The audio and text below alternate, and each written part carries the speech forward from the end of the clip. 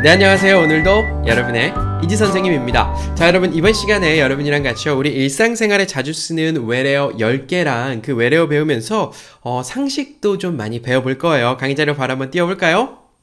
네, 늘 말씀드리지만 오늘 하는 수업은요, 영어 수업도 아니고 우리 교양을 엄청나게 갈고 닦아야 하는 그런 수업도 아니고 그냥 마음 편하고 재미있게 듣다 보면요, 우리 일상 보는 눈이 완전히 많이 넓어질 것 같고요. 텔레그램, 아보카도, 썸네일, 블룸버그, 도파민, 슬럼프, 에어팟, 아우디, 라이트 형제, 방콕, 이렇게 10개의 단어랑 뒤에 가선 사람이랑 여행지도 좀 한번 알아보려고 해요. 다음 장 넘어가서 바로 시작해 보겠습니다. 다음 장이요. 자, 여러분, 뉴스에서 텔레그램이라는 말 들어보신 적 있으시죠? 반드시 들어보셨을 거예요. 이게 예전에는 우리나라에서 그렇게 널리 쓰이지 않았기 때문에 우리나라 뉴스에도 나올 일이 없었지만, 뭔가 좀 비밀스럽고 좀 불법적인 것이 뉴스에 나올 때 이 텔레그램이라는 말이 자주 언급돼요. 그래서 도대체 텔레그램이 뭐야? 라고 생각하시는 분들이 있으실 텐데요. 원래 이 텔레그램은요, 우리 카카오톡으로 메신저로 그 의견 교환하고 이야기하고 하는 것처럼 카카오톡처럼 그냥 메신저예요. 이 말도 하고 저 말도 하고 여러 명이 모여서 단체 카톡방 있는 것처럼 단체로 이야기하고 그런 것들이 바로 텔레그램이에요. 근데 여기 기능이 하나 있어요. 뭐냐면 그 암호화된 메신저 시스템이라고 제가 밑에다 써놨는데요. 요걸 암호화해서 예를 들면 시간이 지나면 우리가 했던 대화가 다 지워져 버리거나 그런 비밀스런 기능이 있어요. 그래서 뉴스 한번 볼까요? 마약 온상된 텔레그램이에요. 불법적인 걸 판매하려고 하는데 우리나라 메신저라든지 핸드폰 메시지라든지 이런 걸로 하면 어떻습니까? 기록이 남으니까 기록을 지우기 위해서 누군가와 이야기할 때 쓰는 거 텔레그램. 그 밑에 보면은 텔레그램 박사방이라는 것 때문에 우리나라가 한동안 또 시끄러웠던 적도 있었고요. 정치인, 연예인 등 유력인 주력 메신저로 텔레그램을 이용하는 까닭이라고 물음표로 나왔어요. 제가 그 까닭을 알려드리겠습니다. 아래 보면요, 비밀 대화 기능이라고 방금 말씀드린 거예요. 그래서 예를 들면 저랑 여러분이랑 한 명이랑 저랑 같이 비밀 이야기를 합니다. 속닥속닥 하고 있어요. 그 비밀 이야기를 제가 삭제하기 버튼을 누르면 영구적으로 삭제가 되는 거예요. 우리 카카오톡에도 삭제하기 기능이 있습니다. 하지만 예를 들면 우리나라 경찰이라든지 검찰이라든지 와서 이거 다 서버에 있는 기록 다 주시오 하면은 카카오톡 우리나라 회사니까 그거 다 주잖아요. 근데 이 텔레그램은 안 준대요. 그래서 삭제해버리면 영구 삭제되는 걸로 보시면 되고요. 아니면 예를 들면 내가 했던 이야기를 3분 후에 삭제해주세요 하면 내가 어떤 이야기를 하던 시간 설정해놓은 이후에 그냥 계속 삭제돼 버리는 거예요. 그리고 상대방이 그거를 이제 캡처하려고 캡처를 딱 누르면 캡처가 됐다는 걸 상대방한테 알려준대요. 그러니까 좀 정치인이나 연예인들처럼 사생활 아니면 어떤 국가 운영에 관한 사항들에 대해서 비밀로 이야기하고 싶으신 분들은 이 텔레그램을 많이 이용한다 그러더라고요. 또 제가 밑에다가 한국 수사기관 협조 여부라고 써놨는데, 우리 이메일 쓸 때도 네이버 아니면 한국 다음 이런 이메일로 쓰면 수사기관에서 저 사람 저것 좀 주시오 하면은 다 그냥 준대요. 근데 예를 들면 한국 메일이 아닌 구글 메일이라든지 이런 거는 수사 협조하는데 좀 한계가 있다고 해서 제가 당연히 여러분께 여러분 나쁜 짓을 하실 거면요 이걸 쓰세요라고 알려드리는 건 아니고, 우리가 뉴스에 계속 텔레그램이 나오는 이유 그냥 딱 하나만 아시면 돼요. 비밀이 보장된다. 비밀이 보장되고 내가 했던 이야기가 남지 않아서 그렇게 열심히 쓰는 거다 정도로 아시면 되고요. 그냥 카카오톡 같은 비밀 메신저다. 텔레그램 알아두시면 좋겠습니다. 다음 장 가볼게요. 다음 장이요. 자, 이 그림에 뭐가 하나 나와 있어요. 이거 뭘까요? 네, 요거 요즘은 많은 분들이 많이 먹고 계셔 다들 아실 거예요. 요거 아보카도예요. 자, 그럼 여러분, 아보카도는 채소입니까? 과일입니까? 분류 자체는 과일로 된다고 하고요. 다음 장 가볼까요? 다음 장이요. 네, 제가 가끔씩 여러분께 이제 식재료에 대해서 좀 알려드리고 있잖아요. 요 아보카도도 정말 널리 우리가 먹고 있죠. 멕시코 원산지의 건강 과일이라고 써놨어요. 과일이래요. 뉴스에 어떤 식으로 나오냐면요, 지난해 아보카도 글로벌 마켓이요 91.4억 불의 존재감을 드러냈답니다. 91.4억 불이라고 하면 100억 불이면은 100억, 1000억, 조, 10조예요. 거의 10조. 지금 환율이 1130원 정도 하는 것 같으니까 한 얼마라고요? 100억, 1000억, 조, 10조. 아보카도가 전 세계 10조가 팔렸대요. 사실 이거 우리나라에서보다 서양 사람들이 참 많이 먹어요. 뭐 샌드위치 같은 데도 넣어서 먹고 뭐 어떤 좀 고급 요리 같은 데 많이 들어가는데 그 밑에 또 보면요. 피자헛에서 고급 식재료인 아보카도 이제 집에서 즐겨요. 그러니까 아보카도가 들어간 피자를 출시한 것 같아요. 이 아보카도 그 뉴스에 뉴스가 아니죠. TV 프로그램에 건강 프로 같은 거 보면 가끔 나오잖아요. 제가 밑에다 써놨는데요. 숲속의 버터라고 쓰여 있어요. 슈퍼푸드라고요. 우리가 생각해보면 버터는 몸에 좋습니까? 버터 많이 먹으면 막 콜레스테롤 수치도 높아지고 몸에 안 좋다고 알고 있어요. 그죠? 뭐 버터도 안 좋고 우리 소고기 같은 거 맛있게 먹으려면 버터 풀어가지고 버터 기름에다 막 익혀 먹잖아요. 근데 그런 거 이제 버터 몸에 많이 안 좋은데 이 아보카도에서 나오는 버터는요. 우리 보통 먹는 버터는 뭐죠? 동물의 기름에서 추출한 동물성 기름이죠. 근데 이 아보카도에 있는 거는요. 식물성 지방이래요. 그래서 우리 숲속의 버터라고 불리기도 하고요. 뭐 여기 안에 비타민도 많이 들어있고 불포화 지방산이라고 해서 뭐 저도 이쪽 지식이 많지는 않은데 뭐 우리 뭐 피 좀 깨끗하게 해주고 이런 여러 가지 것들이 들어있다고 해서 우리나라에서도 뭐 샐러드라든지 샌드위치 또 명란 비빔밥 같은데 많이 우리가 아보카도를 같이 먹고 있어요. 그래서 아까 보여드린 사진 보시면 아보카도다. 이거 제가 요거 하기 전에 가격을 좀 알아보니까 인터넷 기준으로 뭐 한 10개에 17,000원에서 한 2만원? 그게 이제 인터넷으로 시키면 어느 정도 좋은 퀄리티의 제품이 오는지 모르겠지만 그 정도라고 알아주시면 좋을 것 같고요. 다음 장 가볼까요? 자, 다음 장에 제 얼굴들이 막 땅땅땅 있습니다. 여러분 이거 유튜브 보실 때 다른 거 안 보시고 이렇게 그림으로 되어 있는 거 보시고 그 그림 클릭하고 들어오시잖아요. 그 그림 클릭하고 들어오는 그 녀석을 뭐라 그러죠? 우리? 썸네일이라고 해요. 여러분도 제가 오늘 여기다 옆에다 단어 딱 띄워놓고 제 얼굴 딱 나오면서 막 제가 써놨죠? 그거 보고 들어오셨을 텐데 다음 장 가볼까요? 네, 다음 장에 그래서 썸네일이라고 하는 단어를 좀 알려드리려고 해요. 원래는요, 이 썸네일 하면요, 가장 아래 먼저 확인해 보겠습니다. thumb 하면 엄지손가락이요. thumb. nail 하면 우리 여성분들 손가락 이렇게 하고 여기다 색칠하고 뭐 이렇게 받는 거 우리 네일 아트라고 하죠. nail 하면 손톱이에요. 그래서 thumb, nail 하면 뭘까요? thumb, 엄지손가락에 있는 손톱이에요. 그러니까 이 엄지손톱만하게 인터넷에서는 어떻게 쓰이냐면 엄지손톱만한 것이 그 내용이 어떤 것인지 알려주고 보여주는 거예요. 뭐 예를 들면 우리가 제가 방금 설명드린 유튜브로 한다면 여러분 유튜브 딱 켜시면 어떻습니까? 딱 켜시면 수없이 많은 그림들이 막 쏟아지죠. 그 중에서 내가 마음에 드는 그림 이거 내가 관심 있어 하는 거 어떻게 해요? 누르고 들어가서 보시죠. 네, 근데 그 한 장의 그림이 어떤 걸 가지고 있습니까? 이 안에 어떤 내용이 있는지 압축적으로 표현하고 있는 거죠. 그래서 우리 동영상은 10분이 되고 30분이 되지만 한 장의 사진으로 뿅 표현하는 것, 그게 바로 썸네일이에요.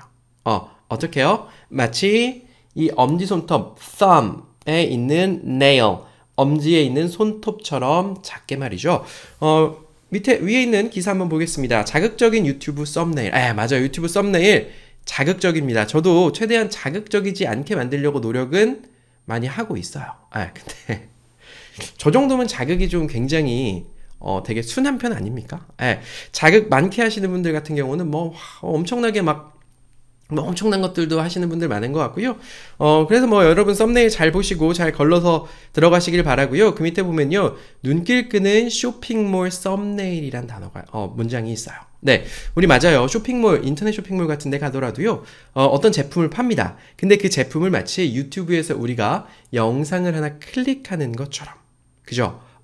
영상 클릭해서 들어가는 것처럼 수없이 많은 옷들, 뭐 신발들, 액세서리들이 하나의 그림으로 표현이 되어 있고 그것이 바로 쇼핑몰에서의 썸네일이 되겠고요. 그 밑에 보면은 뭐 132화 썸네일의 주인공은 누구입니다. 132화? 뭔가 그런 거 있죠. 드라마 같은 거. 뭐 드라마 같은 거 이렇게 쭉쭉쭉 올라가면서 드라마에서도 미리 볼 수 있게 썸네일 같은 거 만들어 놓는 거죠. 그리고 마지막으로 보면요. 지상파 유튜브 썸네일의 언어 파괴가 심각하다고 나와 있습니다. 지상파 유튜브라고 하면 그런 거죠. 우리 KBS, SBS, MBC 이런 회사들도 썸네일을 만들어요. 그러니까 썸네일 어디다 만드냐면 TV에다가 할 때는 바른말, 고운말로 잘 쓰지만 유튜브로 그 MBC도 채널이 있고 KBS도 채널이 있고 그렇잖아요. 거기에다가 유튜브 썸네일을 만드는데 거기다가 뭐 이제 지상파임에도 불구하고 유튜브로 넘어왔으니까 올바른 단어를 안 쓴다 이런 얘기인 것 같고요. 다음 장으로 한번 넘어가 보도록 할게요. 다음 장입니다. 네, 다음 장으로 한번 넘어가 보도록 하겠습니다. 네, 다음 장에는요, 여러분 오랜만에 정오의 사서함 광고를 좀 드리려고 합니다. 제가 얼마 전에 이제 6개월 동안 정오의 사서함이 끝났고 새로 신청을 받았는데, 그래도 꽤나 많은 분들이 신청을 해주셔서, 감사하다는 말씀을 좀 드리고 싶고요. 이 정오의 사서함 서비스는 월화목금 정오에 제가 여러분께 음성 메시지를 전해드리는 거예요. 뭐 어떤 거 하냐면, 오늘 같은 경우는 미국 소설이죠. 키다레 아저씨 이야기 좀 하고요. 진주만 공습이 어땠고 또 뭐 팝송, 노벨상에 관련된 노벨이 누군지 가지하는 길이라고 하는 프로스트의 시도 한번 읽어봤고요.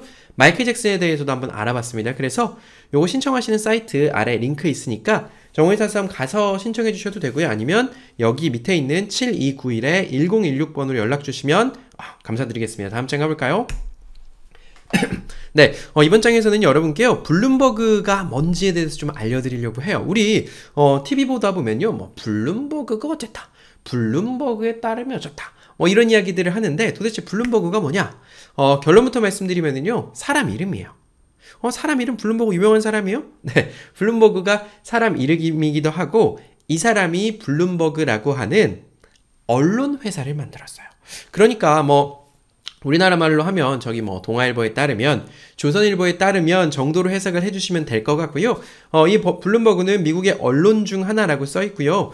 이걸 만드신 분은요, 마이클 블룸버그라는 사람이에요. 네, 기사 한번 볼까요? 블룸버그가 쿠팡이 미국에서 아시아 최대 상장사 될 것이라고 써놨어요. 네, 우리 그 로켓 배송해주는 쿠팡 있잖아요. 그 쿠팡이 얼마 전에 미국에 상장을 했는데, 그 가치가 어마어마해요. 뭐 100조 원을 넘어섰었다라는 이야기를 제가 봤었는데요. 그랬다가 좀 떨어졌다는 것 같은데, 엄청난 가치죠. 그래서 미국 시장은 너무 엄청나게 커져 있어서, 뭐 그걸 이제 블룸버그에서 그런 이야기를 했다. 또 블룸버그는요, 한국과 대만의 반도체 파워에 대해서 집중 조명해봤다 정도 의 기사가 있어요. 이걸 블룸버그라는 언론사를 만든 마이클 블룸버그 씨는요, 원래 증권회사에 다녔다고 합니다. 증권회사에서 뭐 막 트레이딩을 하다가 이 증권사를 퇴사하면서 꽤 많은 퇴직금을 받게 되고요. 이 퇴직금을 받아서 언론사를 하나 차렸어요. 근데 그게 이제 언론사뿐만 아니라 다른 사업들이 너무 잘 되는 거예요. 그래서 지금 현재로는 미국 8위의 부자래요. 우리가 생각하기에 미국에 부자들 많잖아요. 그리고 전 미국 대통령이었던 트럼프 전 대통령도 꽤나 부자로 알려져 있잖아요. 근데 트럼프 전 대통령이랑 비교해봤을 때 이 블룸버그 씨가 23배나 재산이 많대요. 얼마나 어마어마한 부자인지 아실 수 있고요. 그래서 이런 부와 언론을 바탕으로 뉴욕 시의 시장도 3번 했던 걸로 알려져 있어요. 3번 했었고요. 그리고 얼마 전에 있었던 그 바이든 후보가 대통령이 당선돼서 지금 미국 대통령을 하고 있죠. 그 민주당 경선에서 이 블룸버그 아저씨가 나와가지고 나도 대통령 할 거야 이렇게 나와가지고 막 돈 엄청 풀면서 광고도 하고 그랬었는데 뭐 지지율이 저조해서 나 이제 그만할게 라고 하고 물러나셨던 경험도 있습니다. 그래서 뭐 우리가 주요 언론들이 있어요. 뭐 영국에는 뭐 가디언에 따르면 가디언 유명하죠. 뭐 가디언 뭐 또 뭐 있습니까? 영국의 BBC 미국에는요, 우리나라한테 제일 잘 알려진 CNN도 있고요. 뭐 뉴욕타임즈, 워싱턴 포스트, 뭐 경제 잡지인 포브스, 또 방금 알려드린 뭐 블룸버그 이런 뭐 누구에 따르면 하면 대부분 외국의 주력 매체라고 좀 알아두시면 좋을 것 같아요. 다음 장 가볼까요? 다음 장이요. 네, 다음 장에서는 여러분께 도파민이라는 것에 대해서 좀 알려드리려고 해요. 이 도파민이라는 것이 사실 우리가 우리 뇌 속에서, 우리 중추신경계에서, 우리 몸에서 무슨 호르몬이 나오든 사실 우리 별로 관심 없죠. 근데 이게 점점 시간이 흐르면서 우리가 삶의 질이라는 것을 많이 신경 쓰기 시작했어요. 예전에는 그냥 먹고 사는데 바쁘니까 먹고 사는 얘기, 먹고 사는 거. 이게 전부 다였다면 지금은 이제 먹고 사는 거 해결됐으니까 어떻게 하면 더 즐겁고 더 잘 살 수 있는지를 고민을 하고 있잖아요. 그렇기 때문에 우리 몸에서 나오는 이런 어떤 뭐 호르몬 같은 것들도 뉴스상에서 점점점 많이 등장하게 되고요. 뭐 여러분 우리 호르몬 중에서 가장 흔히 알고 있는 거 엔돌핀 다 아시죠? 엔돌핀 다 알고 계실 거라고 생각해요. 그 엔돌핀이 예전에 좀 유명했다면 요새는 이 도파민과 관련된 이야기들이 점차 많이 나오고 있어요. 도파민에다가 제가 어떻게 써놨냐면 신경 전달 물질이라고 써놨어요. 네, 이게 뭐냐면 좀 이따 설명드리고요. 우선 기사부터 한번 볼까요? 몸이 설탕을 흡수하면 우리가 이제 당 땡길 때 있죠. 단 거 먹으면 뇌의 보상 중추에 작용하는 도파민이 분비된다고 써 있어요. 다시요. 몸이 단 걸 먹으면 우리 단 거 먹으면 어떻게 되죠?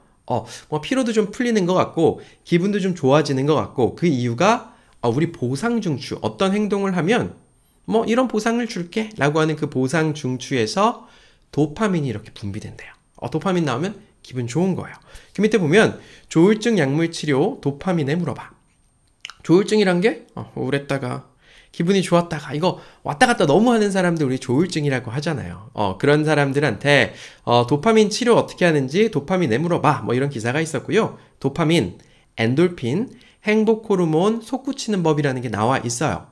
이게 어떻게 하냐면 밑에 도파민이라고 써놓고 제가 이렇게 써놨죠. 동기부여와 보상과 관련된 호르몬.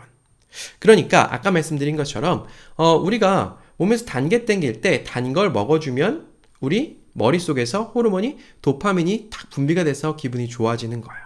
그리고 이 도파민은 약간 중독이랑도 관련이 되어 있는데 뭐 예를 들면 우리 유튜브 같은 거 이제 어린아이들 많이 보여주지 말라고 하는 이유가 이제 어린아이들은 이제 책도 읽고 생각도 하고 뇌가 자라야 되는데 어린아이들이 뭡니까? 유튜브 같은 거 보면 자극적인 영상들이 막 들어오잖아요? 그러면 뇌에서는 도파민이 막 촥 뿌려집니다. 그러니까 애들이 이 도파민 뿌려지면 어때요? 기분이 좋아지니까 또 보고 싶고, 또 보고 싶고, 또 보고 싶게 되는 거예요.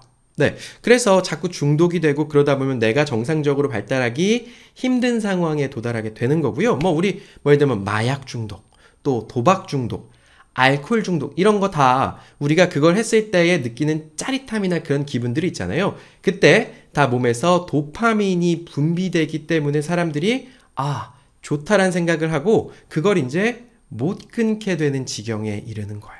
그래서 이게 안 좋은 쪽으로 생각하면 도파민이 그렇게 되지만 또 이게 좋은 쪽으로 생각하면 뭐 예를 들면 우리가 목표를 정해놓고 아니면 난 무엇이 되고 싶어 라는 이런 생각을 해놓고 그걸 조금씩 이뤄가는 과정도 사실 고되잖아요. 뭐 예를 들면 공부하는 과정도 고되고 어떤 시험을 보는 과정도 너무 고되잖아요. 뭐 공무원이 될 거예요. 변호사가 될 거예요. 그 고된 과정을 버티게 해주는 것도 도파민이에요. 왜요?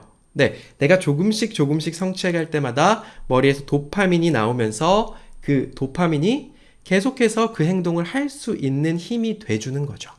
네, 아시겠죠? 그래서 우리 영어 공부할 때도 마찬가지입니다. 영어 공부할 때뿐만 아니라 우리가 어떤 목표를 이뤄갈 때 이 도파민을 잘 이용해야 돼요. 목표가 너무 크고 허황되면 우리 머리에서 도파민이 안 나와요. 뭔가 우리가 달성을 해 나가야 되는데 말이죠. 그래서 많은 전문가들이 우리 동기부여하고 어떤 목표를 달성할 때 뭐라고 하죠? 목표를 작게 잡고 작은 목표를 계속해서 실행해 나가라고 하잖아요. 그 이유가 내가 작은 목표를 잡고 그 목표를 이루었을 때 어떤 현상이 생기느냐? 내 머릿속에서 도파민이 빵 나와요. 도파민이 나오면 기분이 좋아져요.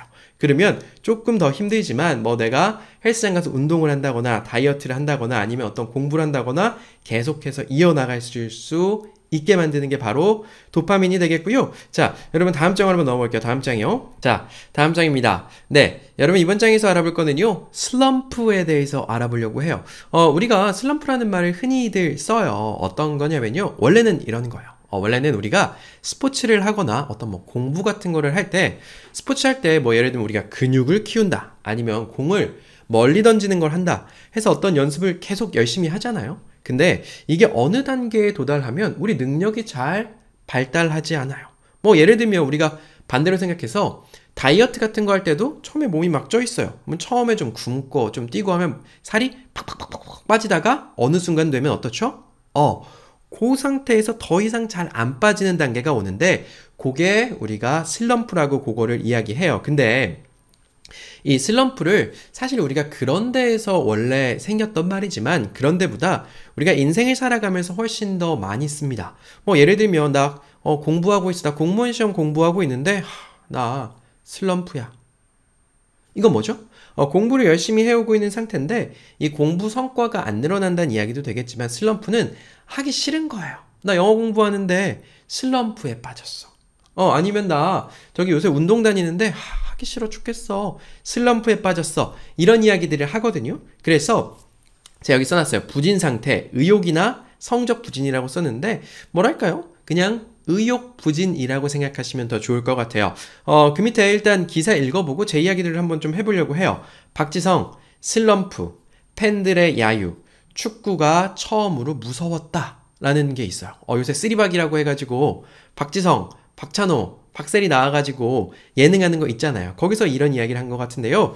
박지성 선수가 2002년 월드컵 때 이렇게 팍 가슴으로 트래핑해서 팍 폴란드전에 골 넣고 엄청 잘해가지고 그 네덜란드 히딩크 감독이 있었던 아인토벤이라는 팀이 있거든요. 거기로 히딩크 감독이 데리고 갔어요. 야, 너 잘한다. 일로 와라. 그래서 데리고 갔는데 유럽에 나가자마자 박지성 선수가 슬럼프를 겪습니다. 축구가 원래 하던 대로 잘 안 되는 거예요. 그리고 나서 좀 잘 못했더니 홈팬들이 있잖아요. 홈팬들이 박지성 같은 편 선수인데 들어오면 야유를 합니다. 그래서 박지성 선수가 완전 이제 기가 죽은 거죠. 그래서 히딩크 감독이 좀 배려를 해줘서 박지성 선수가 홈 경기 때는 안 나와요. 그럼 어디 나와요? 원정 갔을 때 홈팬들 야유하는 팬 없을 때 원정 경기에만 데리고 다니다가 보니까 1, 2년 정도 있으면서 슬럼프도 극복하고 결국 이 아이엔토벤을 아주 높은 자리로 올려놓습니다. 그래서 막 홈팬들이 막 박지성 노래도 불러주고 하다가 더 좋은 팀 맨체스터 유나이티드라는 데로 옮긴 거고요. 그 밑에 보면 어떤 연예인이 아들 덕분에 슬럼프를 극복했다는 이야기도 있고요. 당신의 슬럼프는 안녕하신가요? 라는 기사가 있었어요.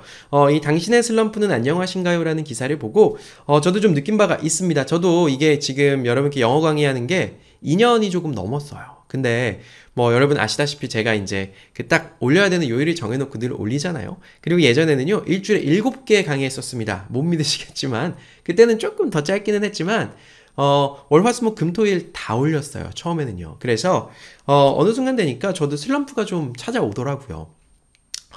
강의하기 힘들다. 강의자로 또 어떻게 만들지? 이거 하면 이건 괜찮을까? 효과 있을까? 조회수는 잘 나올까? 이런 고민에 빠졌었던 적들이 이제 종종 와요. 주기적으로 와요. 근데 그때마다 좀 생각을 하는데 여기 답도 있더라고요. 슬럼프 극복의 이 기사에서는 이렇게 말합니다. 슬럼프라는 건 지극히 자연스러운 것이다. 네, 슬럼프는 지극히 자연스러운 것이라는 걸 받아들여야 된대요. 내가 어떤 일을 하고 어떤 목표를 위해서 나아가다 보면 슬럼프는 당연히 오는 거야. 슬럼프? 네가 지금 슬럼프에 걸린 거는 네가 잘 하고 있다는 거야. 꾸준히 하고 있다는 거야. 라는 뜻이라고 올 게 왔구나 라고 마음속으로 생각하라고 이야기하고요. 또 힘들어도 완전히 놓지는 말자고 해요. 그러니까 예를 들면 내가 공부를 합니다. 원래 하루에 3시간 공부를 해요. 근데 슬럼프가 와서 공부하기가 너무 싫어요. 그때 우리 보통 뭐 하죠? 에이 땡땡이 치고 막 놀러 가서 뭐 어른들은 술도 마시고 친구들이랑 놀고 막 노래방 가고 당구장 가서 당구 치고 그렇게 하잖아요.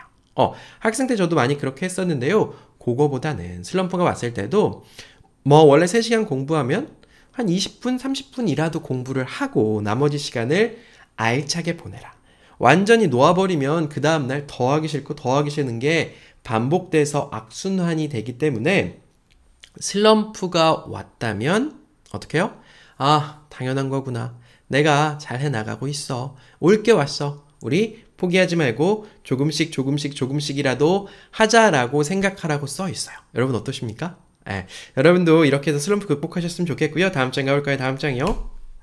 네, 다음 장에는요, 요 사진이 있어요. 요새 요 젊은 친구들 여기 콩나물 같은 거 많이 끼고 다니죠. 저도 끼고 다니는데, 여러분 이거 이름 뭐예요?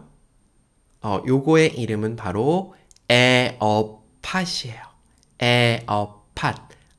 다음 장 가볼까요? 네, 이 에어팟이라는 건요, 그 애플, 아이폰 만든 애플이라는 회사의 블루투스 이어폰이에요. 우리 예전에 이어폰 낄 때 어떻게 했습니까? 이어폰을 끼고 요거 줄 쭉 달아서 거기다가 톡 껴가지고 그렇게 들었었어요. 근데 요즘 보면요, 사람들이 지하철에서 뭐 아니면 운동할 때 다 줄 없는 거 여기다가 걸치고 끼잖아요. 그거 바로 에어팟이에요. 이 에어팟이 처음 나왔을 때 사람들이 막 비난을 엄청 했습니다. 애플인데 애플 뭐 이렇게 콩나물 같은 걸 귀에다 끼고 다니라는 거 저거 누가 쓰겠어 라고 생각했지만요. 아래 기사 한번 볼까요? 콩나물이 짧아졌다. 에어팟 프로 쏙 닮은 에어팟 3. 뭐 새로운 버전이 나온다는 이야기고요. 에어팟 판매량은 1,400만 대. 첫 번째 해 나왔을 때 전 세계 1,400만 대였다가 3,000만 대, 6,000만 대. 지금 작년 기준으로 1억 대 정도 팔았대요. 연간 20조 원을 판대요. 이거를 말이죠. 그래서 우리나라에서 처음 봤을 때 저도 이거를 작년에 처음 샀어요. 저도 야 그거 좀 불편하지 않나? 그거 근데 사람들이 너무 다 끼는 거예요. 물론 싸지도 않습니다. 뭐 한 20만 원 해요. 이어폰인데.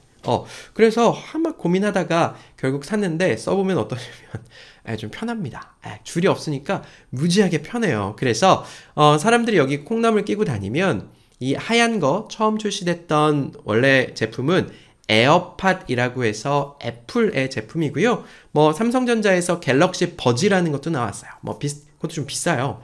그것도 이제 귀에 끼는 블루투스 이어폰, LG전자에서 톤프리라는 것도 있죠. 사실 LG전자는 그게 유명했었는데 예전에 우리 여기다 목에다 차고 이렇게 이어폰 쭉 뽑아가지고 귀에 넣는 핸즈프리 같은 거 있죠. 그게 유명했었죠.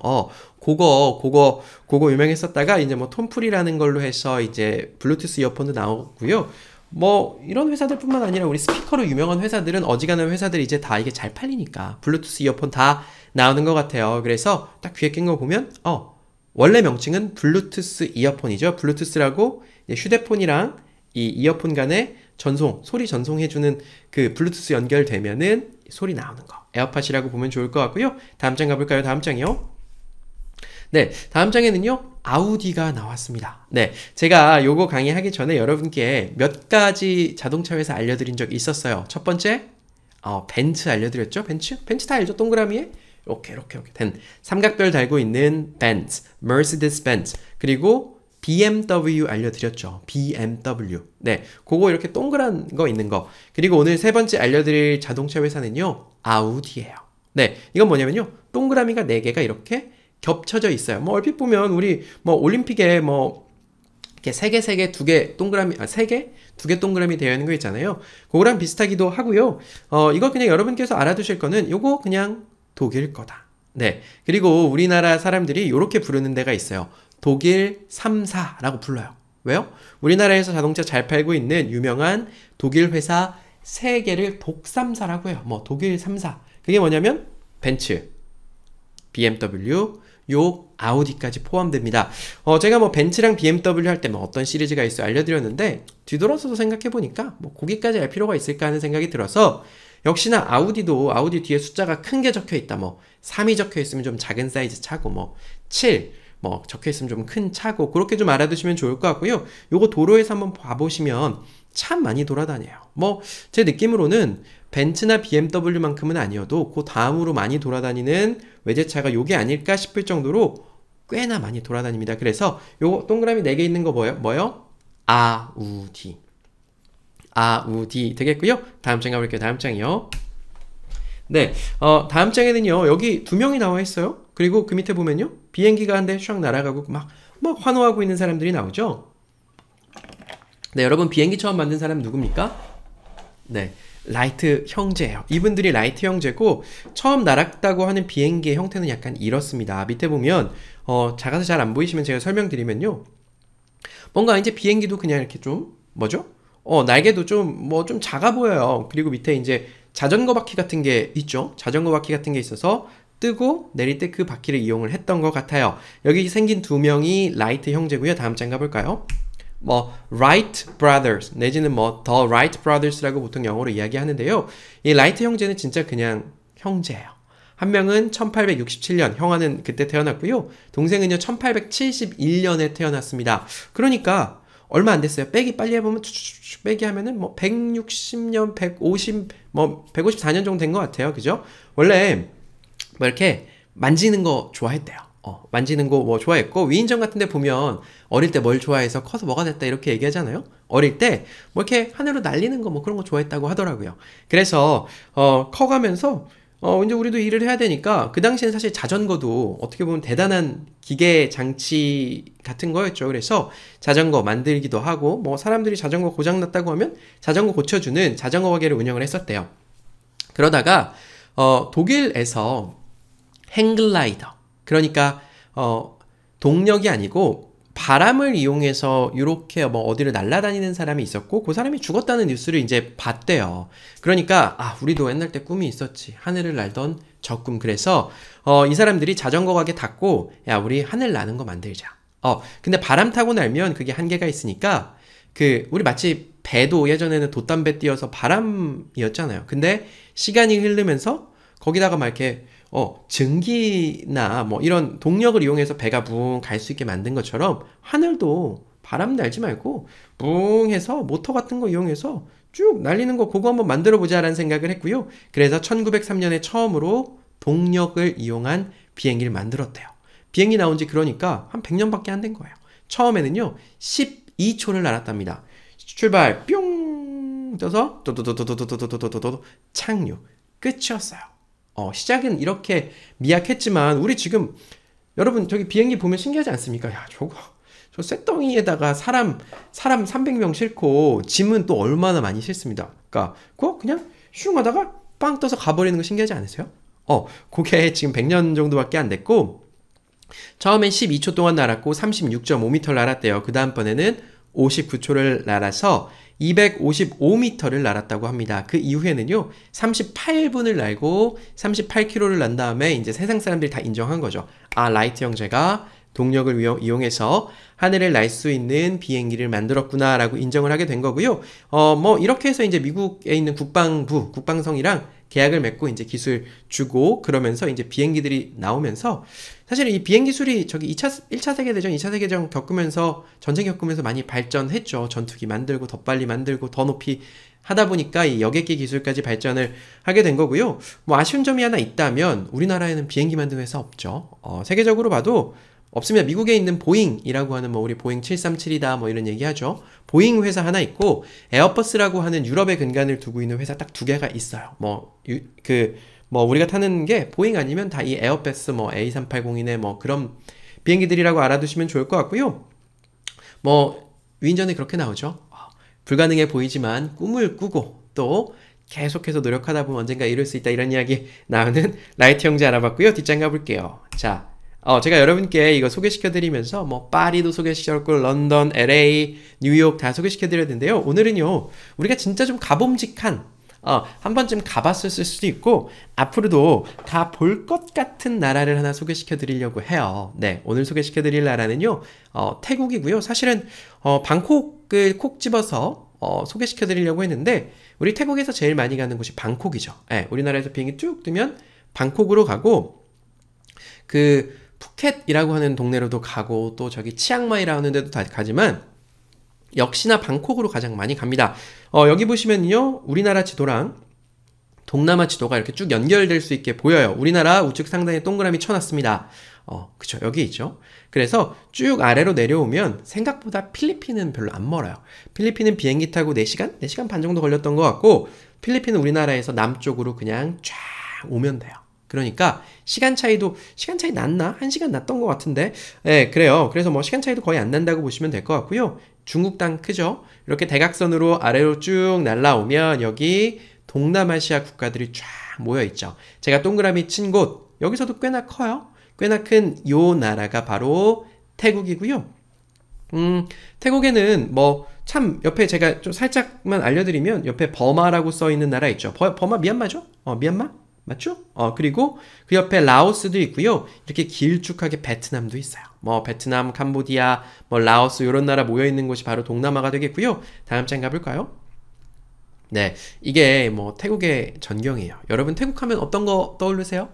네, 태국 하면은 이 상단에 있는 방콕 같은 데는 사실 굉장히 높은 빌딩들도 참 많아요. 그리고 뭐랄까요? 뭐 호텔 같은 것도 너무너무 많고 야경도 굉장히 좋은 편이고 아래 보면은 그 강에 유람선이 떠가는데 그 뒤에 사원 같은 것도 보이고요. 나라가 크다 보니까 바다도 접해 있어서 아름다운 바다도 볼 수 있는 곳이 바로 태국이고요. 뒷장 가볼게요. 네. 그래서 여러분께 좀 간단히 얘기 드리면요. 태국 제일 유명한 곳은 방콕이에요. 수도 방콕. 사람도 제일 많고, 이 동남아를 사실 저는 엄청 많이 가보진 않았어요. 근데 그 중에서 제일 좋아하는 곳이 태국이라서 태국은 뭐 한 4번? 5번? 태국만 좀 많이 가는 편입니다. 다른 나라는 뭐 필리핀 가봤는데 약간 제 스타일이 아니에요. 그래서 방콕을 많이 가는데 이 태국 사람들은 좀 굉장히 친절하고 또 물가도 굉장히 좀 싼 편이에요. 그래서 좀 안전하기도 해요. 전 사실 미국이나 유럽보다 태국이 좀 더 안전한 것 같다는 생각도 좀 들고요. 방콕 옆에 파타야라고 이제 바다 보이는 예전에 한 30년, 20년, 한 15년 정도 전쯤 결혼하신 분들은 이 방콕 파타야 묶어서 신혼여행 많이 갔었고요. 푸켓이라고 하는 휴양지도 있고 치앙마이라고 하는 이제 방콕 다음으로 큰 도시도 있어요. 거기는 이제 좀 산지 지역이고요. 이 치앙마이로는 요새 그 한 달 살기 하러 많이 갔었는데 코로나 때문에 끊긴 것 같고 태국 음식이 여러분 굉장히 유명해요. 뭐 세계 6대 음식을 뽑으면 들어가기도 하고 누군가는 뭐 태국 음식의 세계 3대 음식이다 이야기하기도 하는데요. 제가 가장 아래다 써놨지만 이 태국 같은 경우는 식민지를 경험하지 않은 굉장히 소수의 뭡니까? 아시아 국가예요. 동남아시아라고 우리가 부르는 아까 보여드렸던 그 지도에 있는 나라들은 다 식민지를 경험했어요. 그래서 자기네 나라 문화라든지 이런 게 없어진 나라들이 참 많은데 이 태국은 좀 운이 좋았어요. 뭐 이렇게 막 양국 간에 줄다리기 시키고 뭐 위치도 막 그러다 보니까 식민지 경험이 하나도 없어서 본인 나라만의 문화가 참 잘 보존되어 있어요. 그래서 뭐 가면 사원들이라든지 뭐 왕도 있죠. 왕도 있고 또 음식 문화도 참 잘 발달되어 있고요. 불교의 나라예요. 불교 문화가 굉장히 강해서 제가 알기로 남자들은 모두 다 한 번씩 출가를 해야 된다고 알고 있어요. 그러니까 우리나라 군대 가듯이 남자로 태어났으면 다 승려가 한 번씩 됐다가 다시 돌아와야 되는 걸로 알고 있고 그만큼 불교가 나라의 정신이죠. 근데 요새 그런 거 많이 나옵니다. 저기 뭐예요? 그 태국의 그 왕이 원래 되게 존경받는 왕이 한 분 계셨거든요. 근데 그분이 돌아가시고 그분 아들이 이제 왕이 됐는데 약간 좀 문제가 많아요. 뭐 다른 나라 왕이니까 제가 이야기 안 하겠지만 찾아보시면 태국 왕 치면은 뭐 기행들이 참 많고요. 뭐 그리고 여기 가끔 가다 보면 못 갈 때가 있어요. 우리가 여기 정치가 조금 안정적이지 않아서 그 군부 세력이 힘이 좀 되게 세요. 그래서 막 뭐 군부 쿠데타라든지 항의가 나는 경우들도 있고 뭐 그렇습니다. 그래서 뭐 태국은 영어로 타일랜드라고 해요. 타이 뭐 우리 무에 타이 할 때처럼 그 타이로 보시면 좋을 것 같고요. 빨리 코로나 풀려서 이 태국도 한번 가보고 싶네요. 자, 여러분 오늘 강의 조금 길었습니다. 자, 여기까지 할 거고요. 여기까지 들어주시느라 감사합니다. 자, 여러분 다음에 뵙겠습니다.